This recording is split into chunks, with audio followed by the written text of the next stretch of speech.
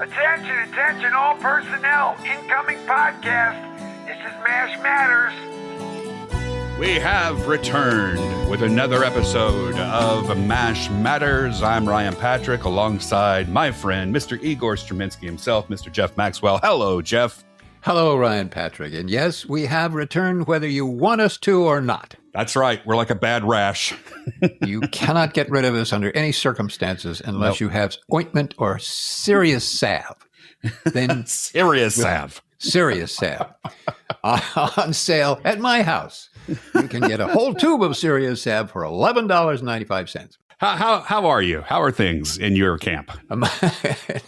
In my tent, Yes. things are okay, Yeah. still recovering from lots of different things. And Yeah. if I haven't said it publicly, again, I thank everybody for the best wishes and so forth about George. I really appreciate it. All those heartfelt condolences were very appreciated. So I thank you very, very much for all that. Yes. Yeah, but other than that, so far, in my tent is all right. And yours? It's still standing. That's all I can say. Yeah, Yeah, everything's good. good. Speaking of condolences, starting off with some sad news that we recently had, Gwen Farrell passed away. She was on MASH pretty much the entire run. I know she's one of the nurses running in the opening credits, and then she was in the finale. So, she was pretty much there the entire run. Yeah. Jeff, you spent time with Gwen. What do you remember about her? Well, first of all, on the show, she was about as adorable and kind and wonderful and nice as she could be. She was a good friend. She was always there for people as a good friend, and she was always part of the show and contributed a lot. They asked a lot of her often, and she often did everything she could with a great deal of enthusiasm and goodwill. She was a wonderful person, and it's a sad thing. She and I did do something because she, if nobody knows, she also became a boxing referee. Yeah. And she actually was the first woman to have officiated a title fight. And some people say, well, she was the first female boxing referee. She wasn't the first female boxing referee, but she was the first female boxing referee to have ever adjudicated a title fight. So because of her boxing referee career, which she took very seriously, by the way, I did shoot a little documentary about her. Mm-hmm. And so I spent a lot of time with her and interviewing her and going various places. And we watched some of her bouts that she was a referee in. And we got that nice little documentary about Gwen. And so we still may do something with that. Nobody has seen it yet. Okay. But you never know. So anybody out there that may own Netflix or anything, call me. Is it just in a box under your bed right now? Right under there. I keep it under there with the salve, actually. Oh, man. No, but she was wonderful. She will be missed. She was a terrific person, a terrific friend. And everybody who met her had nothing but wonderful, warm words to say about her as a person. So, and her mother started Fat Burger, the hamburger stand that was in Los Angeles. She started it. Gwen ended up owning a couple of the franchises, or maybe one, I'm not sure. I believe Magic Johnson bought the chain or bought the name or the rights or something. This is a long time ago, so I don't remember, but I believe he bought it and then expanded Fat Burger in the California area. And the Fat Burger was terrific. Great burgers. Really, really good. I don't think they're still in business, but they may be. I'm not sure. I stopped eating Fat Burgers because they kind of made me fat. Yeah. Every burger I eat is a fat burger.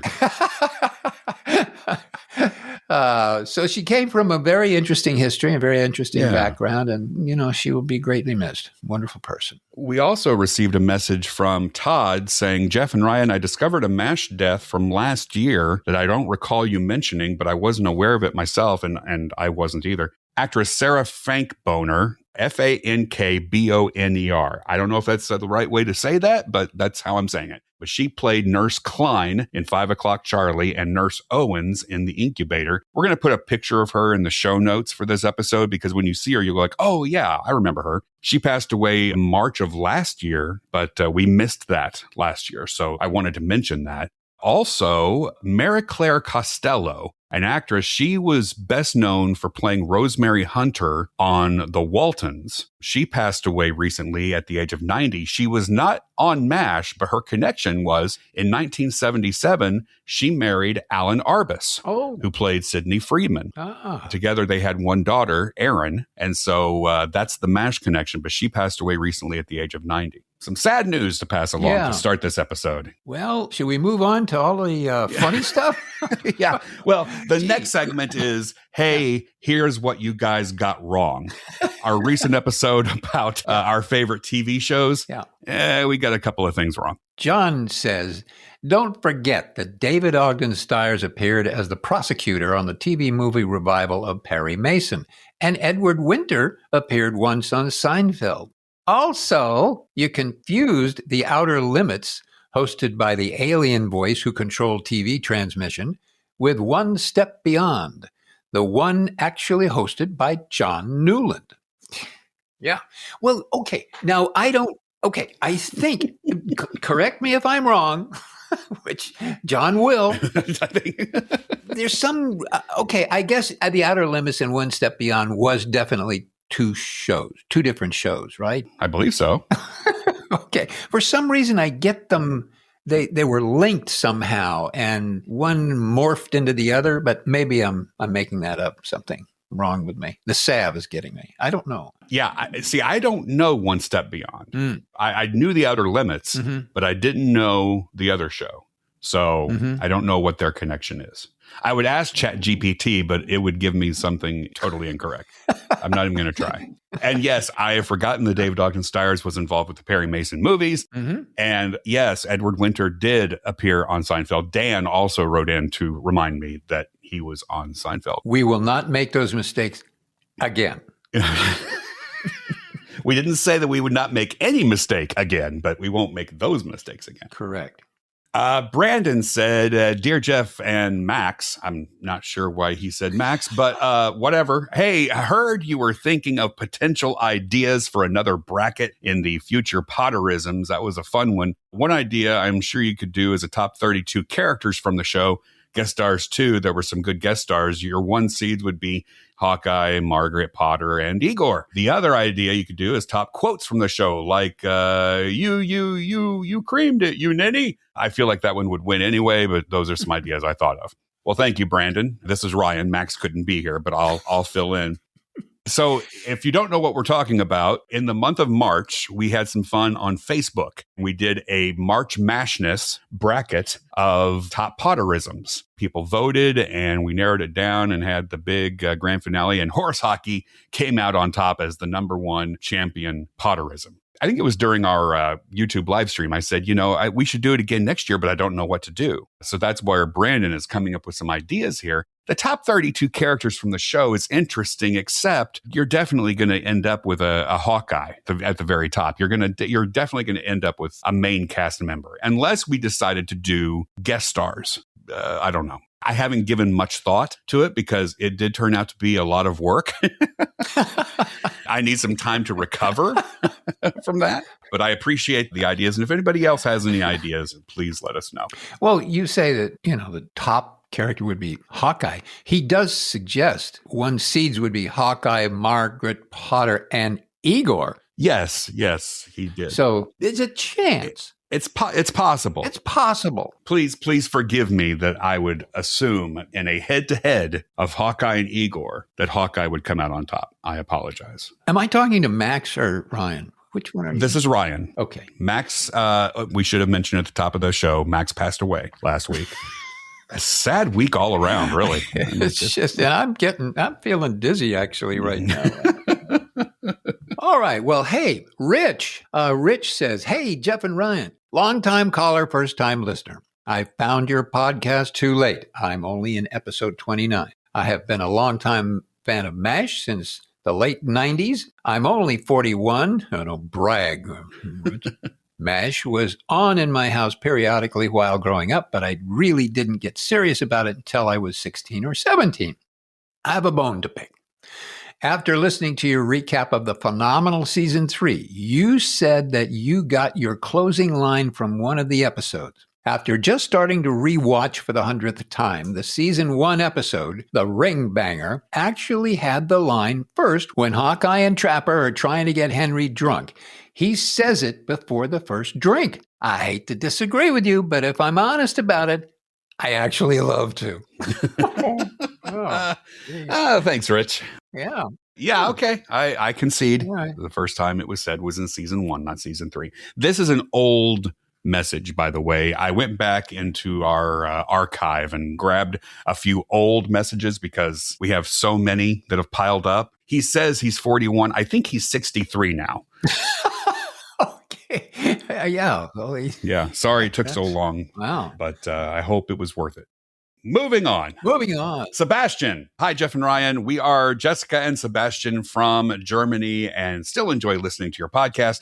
Did you notice in this series that Radar gets scared quite often? We always ask ourselves whether that was exactly what was intended and whether it was supposed to work as a running gag. We have uploaded a YouTube video that we have put together from the best Radar scare moments. We hope you enjoy it. And we will include a link to the video in our show notes from Sebastian and Jessica. And it is basically about 40 seconds of Radar scare moments. And he's just cute as the Dickens. He's just adorable. Well, he still is a cute person, but he was cute in that character. Boy, was he cute. He sure was. Wow. Go to mashmatters.com, look for episode 152, click on the show notes, and you can see the video for yourself. And somebody else is cute. Jason, the cute Jason writes, he says, hi, Jeff and Ryan. A quick question about shooting at the ranch. Based on the mix of indoor and outdoor scenes, did MASH shoot several different episodes worth of outdoor scenes on the same day out of the ranch? I would assume for efficiency, a day at the ranch would try to fit in as many outdoor scenes as possible for as many episodes as possible. He sounds like a producer. I thought of this while watching Gorilla of My Dreams tonight on Hulu. Love the podcast. Keep up the great work. Thanks for keeping MASH alive in the hearts and minds of us fans. Well, you're welcome. Thank you, Jason. Shooting at the ranch.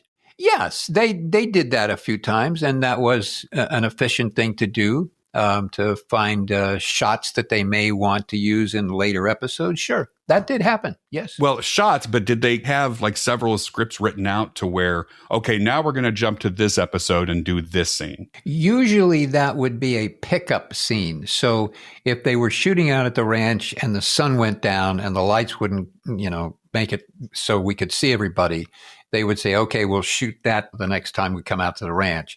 So we go out to the ranch and then they would shoot that makeup scene and then continue with the rest of that episode. Okay. So it's kind of going backwards instead of filming in advance. Okay. Yes. Gotcha. Okay. I'm sure that occasionally they said, hey, let's shoot the pig running through the bushes here because we got a pig and we got bushes. So I love that pig running through the bushes episode. That's a great episode. Is that adorable or what? It is, yeah. So I'm sure they did it a few times, but mostly it was for pickup shots. Gotcha. But thanks, Jason, for asking that question. So cute, that Jason. Yeah, adorable. Larissa, she wants to say, hi, Jeff and Ryan. My name is Larissa. I'm 23 years old, and MASH is one of my favorite TV shows. I know I'm young. I get that all the time when I say that it is my favorite show, but I grew up watching it with my grandfather and continue to watch it to this day. I have a question for Jeff. Did you ever feel like you weren't given a big enough role, or was playing Igor enough for you? Love listening to the podcast. Thank you very much. Well, thank you, Larissa. Jeff, I'm going to go grab a fat burger and I'm going to let you have just 10 minutes to talk to Larissa. I'll see you guys later. Okay, thanks. Enjoy the meal. Well, when you say roll, it was actually more like a biscuit, Larissa. But seriously, folks, we're here all week. Hey now. Oh. Hey now. Well, I'll be very honest. Of course, you're an actor. You have a job. You get a great little part on a great little TV show. Certainly any actor would like to say, well, I can do the Hawkeye part. Come on, give me a break. But I enjoyed the character of Igor. I did as much with Igor as I possibly could with the parameters given. Mm-hmm. Would I have liked more time? Yes, I would have liked more time. The issue was that there were a lot of cast members who were contracted, and it would be difficult to contract another cast member because then the producers and the studio and everybody would go, no, there's too much money spending. No. So that's why that kind of doesn't happen. But, honestly, sure, I would have liked more time. I would have liked the role to be a little bigger, but I certainly loved doing Igor. And, I'd do it again if somebody calls me. Well, we have another question for you, and this one coming from Michael. Hi, Ryan and Jeff. I just finished watching the season 4 episode, The Late Captain Pierce, where there was a scuffle between Hawkeye and Frank Burns during the payroll scene, and it inspired a question for Jeff, who happened to be a part of that scene. To the best of your knowledge and remembrance, were there ever any accidental injuries brought about by scenes like that where a little roughhousing was involved? Thanks a million. Love the podcast. Hope you guys are well. Well, thank you, Michael. So, Jeff, did anybody ever get, a little bruise here, a little cut there, a little hit under the belt or anything like that? Well, sure. I would have liked Igor to be a bigger part. Of course, who wouldn't? I mean, the audience wants Igor to have a bigger part. What were we talking about? Oh, yeah. Roughhousing. No. Okay. All right. No, nobody was ever hurt doing little roughhousing scenes. And usually the roughhousing scenes weren't really that rough when you got right down to it. It looked rougher than it really was. But no, nobody ever got hurt. No. When they had scenes like that, do they have somebody who, for lack of a better word, choreographs the fight scene? You're going to go this way. He's going to go that way. You guys need to end up here. How would that work? The only person who did that would have been the director, because we didn't have fights on it that would require actually that much kind of an intensive look at how the fight was going to work. Yeah. So, no, there wasn't any kind of person that would do that. Dennis Troy, who did a lot of the stunts actually that you see in there, he did them all by himself, and he could sometimes stage little things. And might give some suggestions to the director, but usually the director would be the person who would say, "Hey, I got to have you, end up over there on the bench because I got to cut to the close up there. So you got to go over there, fall on the bench, okay?" And the actor would go, "Okay, I'll fall on the bench." So he would be the one that would be directing and choreographing any of those kinds of scenes. Okay. Yeah. Yep. Now, yeah. So.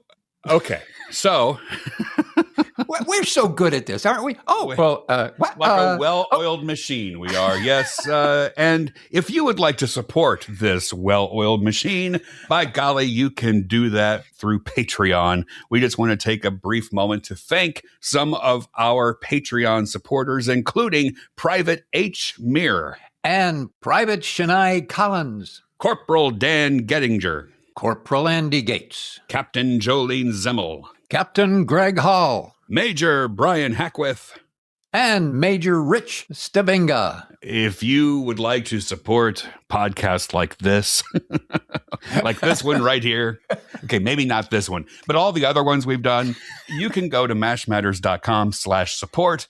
And for as little as $3 a month, you can help us continue with Mash Matters and keep it on the air. Well, that's pretty good. That's not bad. $3 a month to help us keep doing this, for gosh There sakes. are different tiers, and you get different things for different tiers, and you can find it all right there. And look, we know right now gas costs $38 a gallon. Everything just costs more right now. And so we don't take it lightly. Your support really does mean a lot to us. And hey, if you are not able to support financially, all we do ask is that you support us by downloading the show, listening to the show, and telling friends and family about the show and letting others know. You can also go on Apple Podcasts and rate and review us. That's one way you can also support Mash Matters. Or you can come over to the house. We'll hang out. Bring a casserole. We'll just have a little potluck. Cream of weenie soup. James says, "Dear Ryan and Jeff, I've been a longtime fan of MASH as it was a dinner staple during dinner in syndication. Been listening to the show for several years, and it's always fun to hear the memories and fan interaction. I'm writing because I have an odd sleeping habit." Oh, wait a minute. I don't know. What? You people, get the kids out of the room, please. I'm writing because I have an odd sleeping habit that I've developed where I will wake up at midnight or 2 a.m. and have a hard time falling back asleep. So I will open up YouTube and find vintage baseball games from the 30s, 40s, or 50s. Recently, I began listening to football games from the 1980s to help me fall asleep. Sometimes this does backfire as I find myself oddly invested in a baseball game from 1944. Go figure. This past week, I stumbled across a 6-hour NFL show featuring highlights of a specific week from 1978 or 1979, more than enough to put me out for the rest of the night. Oh, I'm sorry. This one was particularly interesting as it featured all the commercials. I woke up to see how many hours I had left and found myself watching a Michelob Light beer commercial with what appears to be Mr. Maxwell himself, along with a couple of other gentlemen going fishing and ending up with a one-liner. No, put it on a bun. The hair matches, the voice matches, the quality of the video is meh. So I just wanted to ask if Jeff remembers being in a beer commercial. Wow. How about that? You know, James, thank you. It was an interesting story all the way to get to that beer commercial. Right? Wow. That took me a lot of places over a lot of periods of years and stuff and people. Wow. That's interesting. Well, and I went digging and I found the commercial that he's referring to. And there's a link to this commercial in the show notes for this episode. And we can confirm, Jeff, is that you? Yes, it is me. Yes. It is me indeed. Yes. And Jeff, can we confirm, do you remember filming that commercial? No, I do not.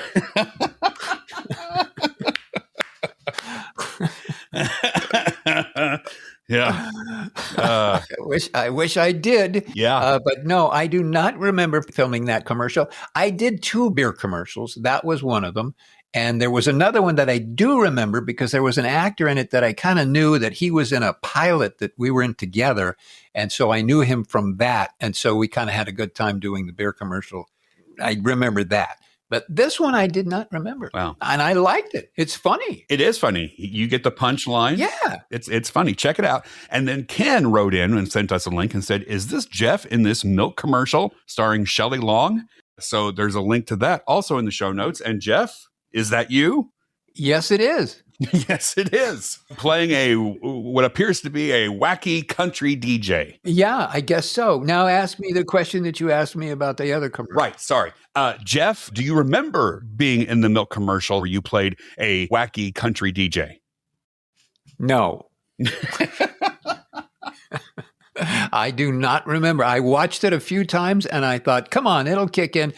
It didn't. I don't remember that at all. Boy. It's a collage of people who enjoy drinking milk. Yes. You're one of them, and Shelley Long happens to be one of them. She's playing like a traffic cop. Also, this was pre-Cheers Shelley Long. Yeah, it was kind of a strange commercial. A little weird. Yeah, I mean, it fit. It was from I think it was from 1980, so it fit the commercials of that time. Yeah. But yeah, now it would be a little bizarre. A potpourri of people pranced by us drinking milk, including myself. But I was adorable. I mean, come on, give me a break. Yes. When you go to that link, folks, you'll see how adorable I was. Yeah. And yes, I do think Igor should have had a bigger part. I don't know why not. I want to go back real quick to James and talking about opening up YouTube and listening to games to help him sleep. Oh, yes. I used to go to sleep listening to baseball games. Like in the summertime, I've always been a Cardinals fan, so I would, put a little transistor radio under my pillow and listen to Jack Buck call the Cardinals games, and I loved doing that. But he said you do sometimes find yourself oddly invested in these games. Well, I might have a solution for James and anybody else who might like listening to audio from games. And this is true. There's a podcast that I found a few years ago that I am big on because it helps me fall asleep.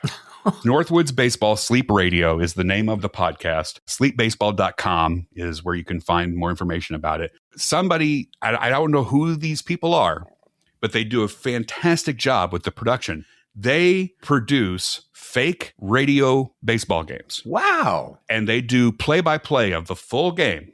And it's all fake. It's all fictitious. These players, these teams don't exist.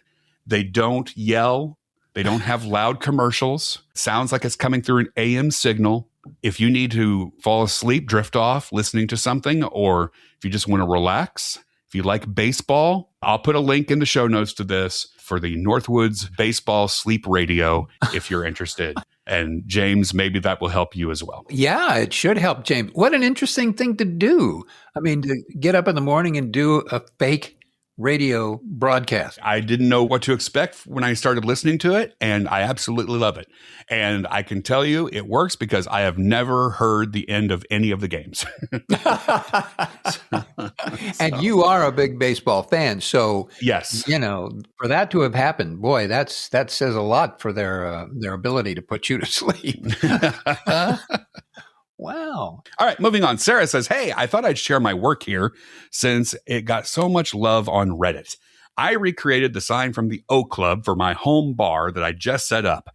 It's not perfect, but everything is hand-drawn and painted, and it took me a little over 10 hours to get the finished product. I figured all MASH fans would appreciate this, but especially Jeff, since he was one of the bartenders in rotation on the show. I hope you guys are well, and I can't wait for the next episode. Happy days are here again. And she included photo. We will put the photo in the show notes for this episode. Man, we have a lot of stuff to put in the show notes for this episode. But you can see Sarah's sign and her home bar. And Jeff, since you did spend a lot of time in the O Club, how do you think Sarah did? I think Sarah really deserves an Emmy for this, or a Barry, or something, or a drink. A drinky. And the Barry, and the drinky goes to Sarah. Yeah, it looks great. That's terrific. I makes me want to get right up there and with my apron on and serve something. That's really cool. Good for you. How fun that is. Yeah, but it looks great. Thanks for letting us see. That's a lot of fun. Yeah. And Tom says, hello, Ryan and Jeff. My name is Tom, and my wife, Brittany, wanted a mashed potato party for her birthday last night. Oh, mashed potato party. Okay, I get it. Our friends dressed as characters from the show or as a potato. Or did they mash up? All right, Tom, you can start writing for us if you want. And you'll pay us to do that, actually. They also brought their favorite potato dish. We had fries, chipped, baked potatoes with all the toppings, and, of course, mashed potatoes. Some of the costume highlights, including BJ, Crinkle Cut, Hot Potato Houlihan. Now it's getting funny. And 2 versions of Hawkeye. We also had some karaoke, which featured Like a Surgeon by Weird Al. My wife also painted a swamp sign, so our house was costumed as the swamp. We did not have any Igor costumes because no one wanted to take the blame if the potatoes were bad. However, please enjoy the photos. And the photos are adorable. We will put these photos also in the jam-packed show notes for episode 152 at mashmatters.com. I'm looking at all those potatoes, the different potatoes. Gee, that looks really good. Is the dog named Potatoes? Maybe. Spud? Oh, Spud. Sit, Spud. I like that. It's great. What a cool idea for a birthday party. A mashed potato party. And that robe he's wearing, that looks like really Hawkeye? That's the real deal. Yeah. Very good. John says, me and my wife had many fond memories watching MASH with our families. Not sure when we came to the realization that we both loved MASH, but we do. We watch an episode or two many nights. You guys talked about naming pets after MASH characters. We did one better. While watching MASH just before our daughter was born, we were trying to come up with a name for our soon-to-be-born daughter. I asked my wife, what was the name of Hawkeye's girlfriend from college? And there you have it. Our daughter's name is Carly. Spelled different, but that's where it came from. She isn't thrilled about that. Well, that's nice. Also, just found another reference to MASH while reading a book about the Edmund Fitzgerald, The Gales of November. They mentioned Tony Pacos and mention of MASH fame. Oh. Thank you, John. I'm sorry that your daughter Carly isn't thrilled about her connection to the show, but tell Carly it could have been worse. She could have been called Edwina. Right? Yes. Just saying. And suffered the shame of Edwina for years. Yeah. Yeah. Thank you, John. And thank you for the mention of Tony Pacos, because that leads into our next message from our friend Brian. And Brian says, "Hi, guys. Just a quick note to let you know that we had our first listening party at Paco's. Yay! It started out with just my wife and me, but then another MASH-obsessed couple from Florida joined us, who just happened to be at Paco's sightseeing. Wow! They had never heard of the podcast, so we quickly gave them scoop and something to listen to all the way back to Florida. The manager is excited about the listening party and has given us preferred seating next to some of the best MASH memorabilia. You guys will have to come to Paco's sometime to sign a hot dog bun with all the other famous people. They've got everyone from Mr. T to Margaret Thatcher, along with the MASH cast, minus the guy who was in charge of the food in the mess tent, which is ironic. Yes, indeed. I am sure that they would let you cream their weenies if you signed a hot dog bun. This is getting a little too weird for me. I don't know. Just out of curiosity, it looks like Paco's was brought to the set at one point. Jeff, do you remember them being there? Anyhow, we still plan to be there each Monday at 7 following a podcast drop, and anyone who happens to be in the Toledo area that day is welcome to join us. I will keep you guys posted about any significant updates on the listening party. Keep up the good work. Listening from Toledo, Brian and the gang down at Paco's. P.S. They have refreshments here. All right. Well, that sounds like a lot of fun. It does. How fun. Yeah. I wish we could be there. Yes. That is on my bucket list one of these days, to get to Toledo and go to Paco's and go to a Mud Hens game and do all of that stuff. Yeah, that we have to get that working. Yeah, okay. You get that working. Okay, Margaret, come in here. And since we're just adding everything to the show notes, we will also include a link to the Facebook page for the Paco's listening party. So if you're in the Toledo area, you can join the Facebook page, and that way you can be reminded and get updates and everything about the MASH Matters listening party at Tony Paco's. And it's free. You don't have to pay anybody anything. You maybe buy a hot dog. And buy a hot dog while you're there. Give me a break. Yeah. All right. We heard from Tyrone. Hi, Jeff and Ryan. I recently found the Making MASH documentary from 1980 narrated by Mary Tyler Moore on archive.org. I thought it was very interesting, with great behind-the-scenes footage of the filming, sets, etc. This, in my opinion, is the best of all the documentaries and reunion shows about MASH that I've seen. There is a shot of a producer setting up the slop line, which I imagine would have been Jeff's point of view in the mess tent. Here is the link if any other MASHaholics are interested. I also discovered an interesting YouTube video of Barbara Walters visiting the MASH set. The interview itself isn't anything special, but there is a cool shot of Alan driving Barbara into the Fox set. It's a neat view of inside of the set. Finally, I've been watching After MASH. It was a good show with potential to tell stories about vets recovering from their physical and mental injuries. It's too bad the show wasn't given a third season. All but 2 of the After MASH episodes are on dailymotion.com, which is more than what YouTube has. They are the same copies of VHS recordings that are on YouTube, but I am able to easily ignore the bad quality and enjoy the show. There are 2 episodes missing: Season 1, Episode 21, By the Book, and Season 2, Episode 8, Saturday's Heroes. I found several comments that Saturday's Heroes was preempted by Frosty the Snowman, and thus there are perhaps no copies of it. Also found comments that the only dubbed episode of By the Book is in another language from a TV station in Czechoslovakia. If anyone listening has copied either of these episodes, and would be great if you could post them for all of us to see. Thank you for a great podcast. Well, thank you, Tyrone. And he sent us links to Barbara Walters and also the link to Making MASH. Now, Making MASH, it was the documentary from 1980 that was made by our friend Michael Hirsch. And I was not aware that it was on archive.org, but it is. Now, how long will it stay on archive.org? I have no idea. Maybe by the time you're listening to this, it will have been taken down. I don't know. But we're going to put a link, and if you would like to watch the really, really awesome documentary, Making MASH, you can do that.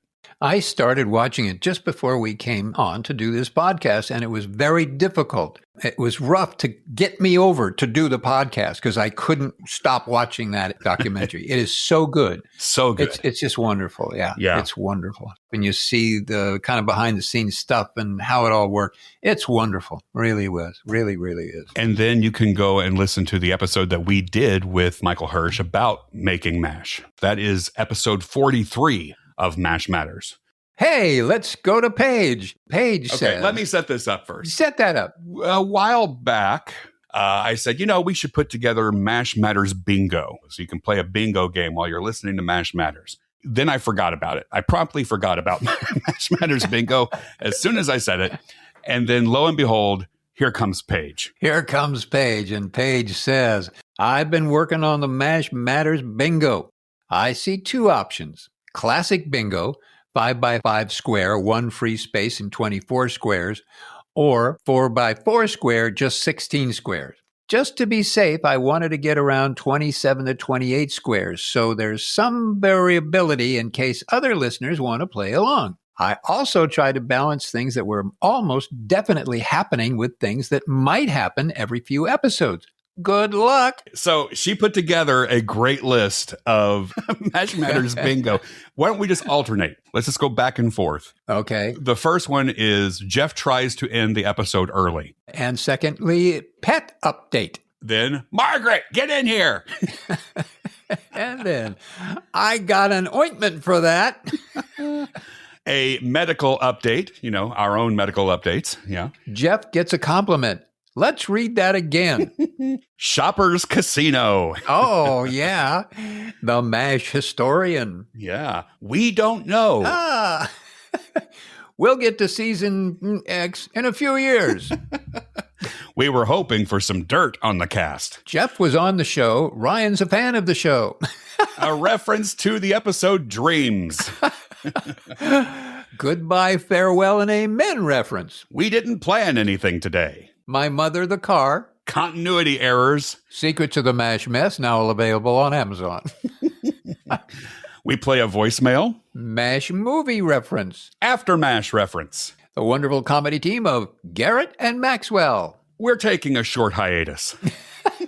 Caller relates their location to the show. I'd never thought of that before. I used to watch the show with my family. And here's looking up your old address. I love that. That's great. I want to play. Let's play. Wow, Paige. I'm glad it's not a drinking game because we would all be just wasted by now. That's fun. Now, what I do with this from here on out, I don't know. I would actually have to put together MASH, bingo, squares, and, that's a lot of work. Yeah, it's a lot of work. Somebody else wants to do it, go ahead. I like when you said that's a lot of work. You threw that away. That's a lot of work. It's a lot of work. Yeah, it is. Not that I don't want to do the work. It's just that I don't want to do the work. You understand? Oh, I see. Yeah. But Paige, you have done an amazing job here. Thank you. Yeah, very funny. I enjoyed that a lot. And hopefully somebody out there will make that bingo game.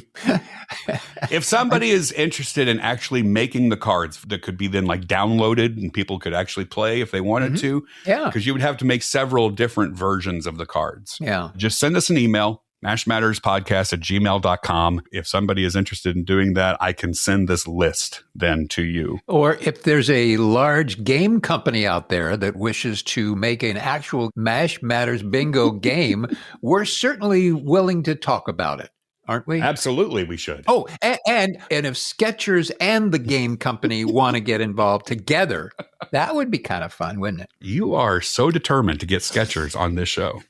I love it. I love their shoes. So I'm with you. If we just get some free shoes out of the deal, I'd be fine with that. Yeah. A couple of free shoes. Yeah, absolutely. I'm a size 10 in case they're listening. I'm an 11. So let's go. All right. Well, we can't top the MASH bingo. So that does it for this episode of MASH Matters. Again, you can email us mashmatterspodcast@gmail.com. You can find us on Facebook, Instagram. We're on X. We're everywhere. And what do you say, Jeff? You want to come back and do another one of these episodes again sometime soon? I think we should because it's a lot of fun. And, I was thinking about that character of Igor. Mm-hmm. I think he should have been given a much bigger role and maybe featured in a number of episodes. Absolutely. I think that would have been a good idea. I mean, am I crazy about it? No, I think that we should add another square to the MASH bingo with that. Yeah. I'm in. Until next time, here's looking up your old address. Bingo!